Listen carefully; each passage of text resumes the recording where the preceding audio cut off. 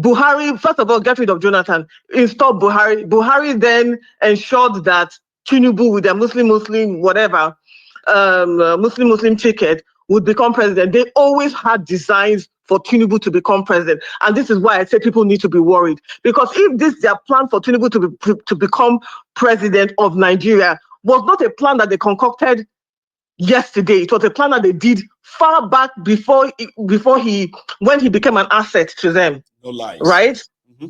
When he became an asset to them is when they planned. Even that whole, he worked in ExxonMobil. All of these things are covers and legends that they gave to somebody that they're going to use. He said they agreed. Listen, Cham, Tifnubu said it. Yeah. He said when this whole thing started, it was agreed that even Bukwari wanted to use him as his vice. It was the Sarakis that kicked against it. That's why they dealt with Saraki in such a way that his career, almost is ended that way. Okay. The Muslim ticket of the thing that you are seeing today was the proposed idea since 2014, 2015. But because these new guys that joined them, Saraki, Atiku, and others, they worked against it, right? That was why they dropped it. Tinubu said there was an agreement that Buhari will go first. He will go next.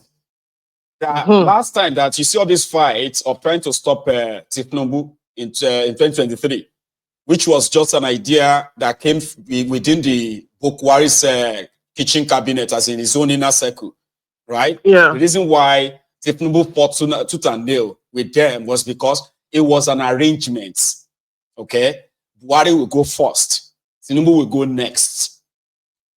And the agenda was to get Nigeria to where Nigeria is now. Nigeria was almost becoming, Nigeria was, among the three fastest growing economies, right? Look at it today. Where is Nigeria today? It is down in the dumps. What I want people to understand is that this man being president has always been calculated. It has been intentional, right? And the whole idea is to ensure and enact a wartime scenario without a war. Guess what? Our people are hungry. Our people are illiterate. Our people are oppressed. There is no hope. Which other situation do you find all of those things in? Wartime. But we're supposedly not at war. Do you understand? And then we have the Fulani incursion, right? Which is not even allowing our people to even see road. So people we really, really need to be worried. And the time to actually start acting with regards to getting rid of the likes of Tinubu. Listen, the people destroying Nigeria are no longer hidden. All of us here know them. They've identified themselves. They've been so brazen. They're out there. Yeah. They're putting themselves. We know who they are. It's time to start getting rid of them. It's time for talking has ended. It's time to actually start getting rid of these people. Otherwise, the plans of the West that they have for Nigeria, we haven't even seen we haven't started seeing it. Said that yesterday. I think it was the Falano guy, okay, who happened also to be a Tifnubu's lawyer as far back as 1999 to 2005, right? The man that saved Tifnubu from the stranglehold of Gani Pawayimi, by the way, right? Yeah. So he said, whatever it is that people are seeing right now with Tifnubu, right? It is just a tip. And we have said that on this platform as well. You know something. Before something implodes, okay, before the bubble will burst, it will first be pretending to be expanding. You know that? It will be expanding. Yeah. It will be expanding. And it will seem like it's taking it in. Then it will get to a zone bursting point. We're almost there, Charm. The only I thing can't wait for it to happen. Is once they press the self-destruct button. All right. Because like we all know, the people have been so traumatized that they can't even fight back anymore. But they have to. We have to fight back. And let me let other people call. Fight back is the moment these guys they have pressed the self-destructive button right now, Charm. And I promise you this: what is left is not as long as what they have spent. Watch it. It's just a crystal. Stay safe, ma'am. All right. Thank you so much for calling. Thank you. Thanks, my girl. Yes, ma'am. So I do have another caller. Meanwhile, we only have just about 10 minutes to go. So if you still want to be part of this chat, remember, you better begin to dial the number now. Yeah. Hello. No, my general. This is CA from Atlanta. That's CA from Atlanta. How are you, sir? It's been a long time. I know. How are you? Very well, oh. Thanks for asking. I went to Nigeria. I was in Nigeria. Yes. So you are around that December then, right? I left. I got Nigeria the 1st of January. Oh dear. So how was it? How was the experience? It's a mixed bag. It's a mixed bag, but the general implication is assessment is there's no hope. There's no hope. No hope. Tell me about it. No hope. It's worse than what we. You see, what we say online is worse, much worse than what we talk about. Trust me. Economically, the country is gone, Mayago. It is gone. I mean, I know how much. My friends who went as well said that. Let's be honest. These people living in Nigeria, nobody knows how they are surviving. To be honest, because the level of inflation in that place, even you that just crazy. With your money, is crazy. You can't survive in that place with your money. My ego is crazy. I know how much I left with. I came back with $200. The $200 because I just want to keep it no matter what. You never can tell. I know how much I left Nigeria. I left US. Surviving in such economy. How? It's unbelievable. The resilience and the way they take hardship in that country is beyond measure. You can't explain it, my ego. Wow. You can explain it. You everything's in thousands, no more 105. It's everything's in thousands, my ego. Everything, because I want to live an austere life, like we said before, in those days, if you are going and you don't show yourself. I wear my short knicker, I wear my jeans, I use public transport sometimes, Okada, sometimes Marwa, sometimes they call cab for me. My ego from here to here is 10,000, 5,000, 20,000. It's just crazy. It's going to just be like, what? Like, how?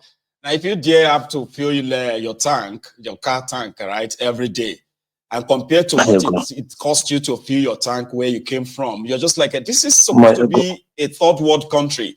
How are people capable to live like they are in the first world country? Let me tell you one thing. Lagos is even better. If you go to Owerri, it's worse. Wow. It's worse, Mayogo. It's crazy.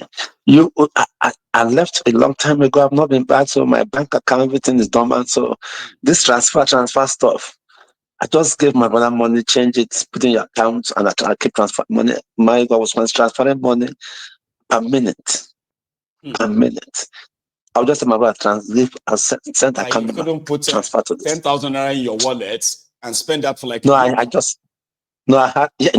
I only make sure I have some cash with me, maybe like $100 worth of cash at a time. That's in like my pocket. Nearly 170,000, 160,000 70,000 cash. Well, before the end of the day, it's gone.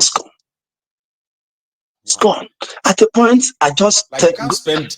Except if you are like, I mean, you can't be spending $100 unnecessarily every day in America. What are you buying? No. Like, what are you going to What are you buying? I still want to buy something like you want to buy.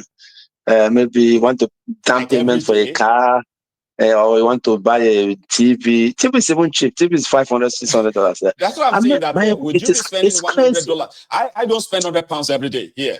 No. There's not. Yeah, I mean, on a regular, sometimes on a day, I can spend like £500, £400, and all of that. That's different. But like me, spending £100 every day, every week, every day is not buying what.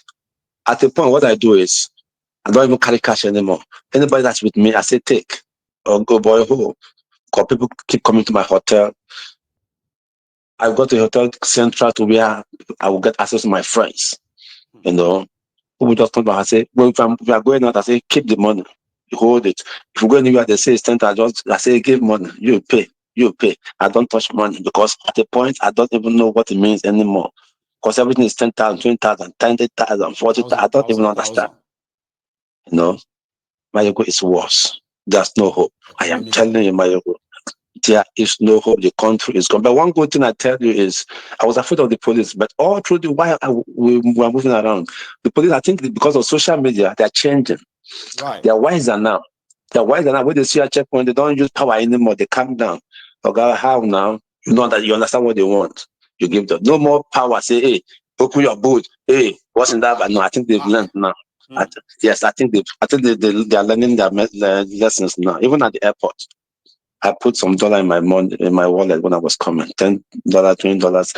I knew airports, or that I don't have anything, but just to, money for the boys. When I came, the first guy that checked my passport, I got half hour. And I knew you.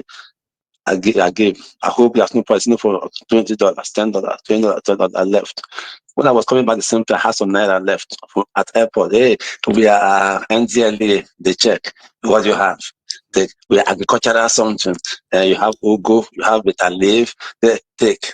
We are this take. I was just giving them because I know how it is. Not to keep you, not to take your time. The general application is and just the deep mess. But nobody knows what's going to be like tomorrow. Exactly. Thank you, Mario. Every now and then it keeps changing. See, we keep changing. Thank God that you are back. Thank you very much. You are back safely. Okay. Yeah. It's good to hear from you again. Thank you so much, sir. Yeah. Have a good one. Okay. Thank you. Bless you. Right. I mean, I personally believe that people living inside Nigeria, I keep saying it too. Like, forget about every other thing being said. All right. I always kind of give you credit too. Yeah, you watching me from Nigeria. Because in all sincerity, some of us cannot survive in Nigeria anymore. See, forget about living abroad, this or that, and all of that. Like, if some of us, if we are offered 5 million naira salary, right, inside Nigeria, some of us can't survive. Because at the end of the day, it is not the size of the money, it is the value of the money. You see, some of you who have been there, truly, you know the whole scope, you know all the rudiment, you know how to run things. But to some of us, it is almost like a different world now. Sincerely, it's like a different world. And I've had people who have come back with, I've had people who came back with, mixed experiences, all right? But there's something that everyone that came back, have in common is that Nigeria is no longer what it used to be anymore. In some cases, right, they figured out that more people have become so impoverished that the habit of wanting to meet everyone. Oh, I missed you. Abroadians are dodging their old-time friends, relatives, simply because it's almost like everyone has become like Wara, looking for who to take advantage of. And there's no amount of what you think you have, right, that you want to enjoy. I want to enjoy myself here. It is no longer so. Yeah. Hello. Yeah. One name Osita. One name the number. How are you? Great, my brother. Happy New Year. I wish you the same, my brother. And please kindly extend to see welcome back to Atlanta. Avio back to America. Osita, you dey hear things? So anyway, this is where Lady Cham has already said a lot. This is where we belong. I look at Nigeria, where we come from, where Nigerians will jubilate and say, "Oh, this president is now the president of America." They will change towards you. They are not going to change towards you. No. They are going to strangulate you the more till you get down on your knees to say thank you, sir, even for strangulating you. That is where we are. I look at a lot of Nigerians and when somebody is bullying a country, somebody will bully a country and say, I want to collect this your place, and I would need to collect this your place. And some people are hailing him and saying that is God sent. So that is what God sent you to do, to oppress other people, to take their things by force. Whereby in the Western world, what people don't know, they legalize illegality. They legalize criminalities. criminality, and they would legalize it. So in Africa, it will be called corruption, and in their own place, they will say it's lobbying. So when people are saying all these things, I look at it is that it's because of we Africans, especially Nigeria, because I will tell you one truth today. The African continent should be disappointed of Nigeria, because Nigeria is a disappointment to Africa. Because most of the African nations, most of the African nations thought Nigeria would be able to liberate Africa. You know, be like the big brother. And it is not because we didn't play that role in the past. There are some of these African countries that host their their freedom or independence to Nigeria's benevolent, but see how it turned out. At least in the 19th century, the last leg of the 19th century, you will bear me witness that if it was not because of Nigeria, the Liberian War wouldn't have finished. You know that. The Sierra Leonean War too. The Sierra Leonean War wouldn't have finished. If not for Nigeria, the most recent one in Jonathan's administration, the Ebola virus that was brought into Africa, how they did it, we do not know. But it was stopped by the Jonathan administration. But because of this that they are seeing, they decided that they have to crumble Nigeria, cripple Nigeria, so that Africa will not be enlightened to know what is good for them and what is bad for them. It is because of all these things that we are looking at, my brother. That is the more reason why they are head bent to make sure that Nigeria is destroyed, so that they think they could easily. The weaker the leadership you have, the more disrespect that we have to suffer. The world. So some people think that because of somebody became a president and think that, that the face value of the American people will change all over the world. It's still the same thing. It doesn't work out. No. So all these things a lot of people are talking about. The evil that is being perpetrated on the land, you will first of all ask yourself, how did the evil start? It is not all about solving it. If you don't know how it started, or you don't want to have a discussion on how it started, you are never going to get an answer. A solution is not an answer. Solution is a temporary thing. An answer is something that is permanent. You will never get it. So this is where we will keep asking ourselves the question. In Africa as in general, I'm speaking to Africans, I'm speaking to Nigeria. Are we willing to survive? Are we willing to identify, to have our true identity? Until we'll find it out. Because there's some countries in Africa. For the grabbing, so there's somebody coming to rescue anybody. That's one thing. And I'm going to say that the Western world should listen, because they listen to your program too. The reason they've not been able to oust the guy in Burkina Faso, especially him, is because they attempted to kill that guy like 23 times. 23 times. It's because the guy have come to identify with who he is. And his people, they believed on him. That's right. And that is the reason, because the people believe in him, that is the reason they've not been able to kill him. So, on a more serious note, we should look inward to find out what is our own problem, to find out how we can tackle and deal with this problem. And the only way we can deal with this problem, that's the reason they don't want to listen to Nigeria. After all, South Sudan got their independence. I mean, then why is it that they cannot listen? But one thing is that they no longer blame anybody. They are now that's what I'm saying. Hands, whatever, that's the reason I am telling you. Nigeria is a focal point for them. How many people died in South Sudan compared to what has died in Nigeria? Based on the fake statistics they are giving to us, fake statistics. We know it's more than what they give to us. How many people died in South Sudan? They gave them independence. They accepted, that since you guys cannot live together, okay, you break it. Why is it that they are not applying the same thing in Nigeria? The reason they are not going to apply it is because they don't want the survival of Nigeria. They don't want the survival of Africa, and they don't want the survival of the black man. One of the problems they are having in this country today is that most African Americans, most African Europeans are now traveling back to the continent of Africa to invest, no matter how little they start. They don't want those things because it seems we are now the one opening the eyes of the African American or the African European. We are the one opening their eyes now to tell them that let's go back home and do something. You know. So that is one of the reasons they want to make sure they stop Nigeria. If they stop Nigeria, they believe that they could stop Africa. But the reality they are doing so by just being the puppet master.